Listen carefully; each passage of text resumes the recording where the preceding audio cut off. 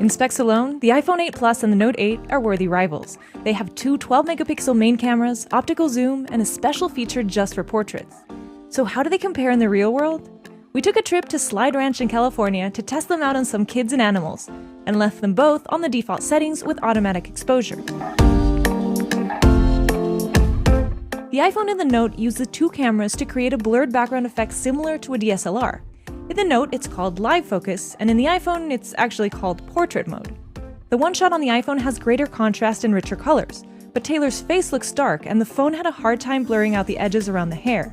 The Note's has a brighter exposure and the cutout around the edges is not as harsh. It also lets you adjust the blur while you're taking the shot or after. It defaults to a medium blur, which makes it look more natural, or more intense, which looks more like the effect on the iPhone.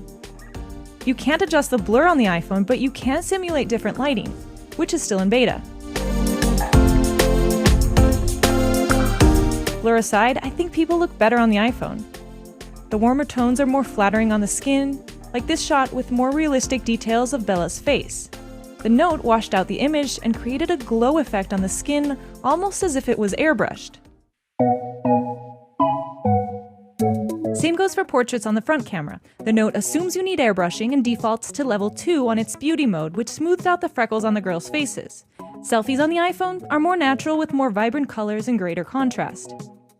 Even up close, the colors and contrast look better on the iPhone. The shot seems to have more depth and detail, even though the Note's is just as sharp. The downside, you can't get too close with the iPhone, it just won't focus.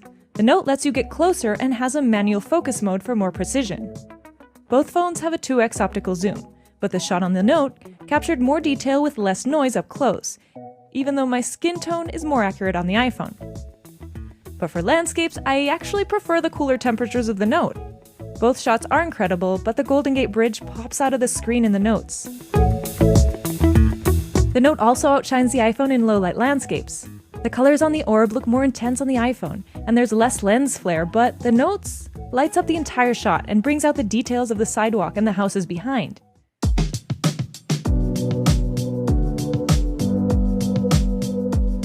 This time around, it might be too close to call.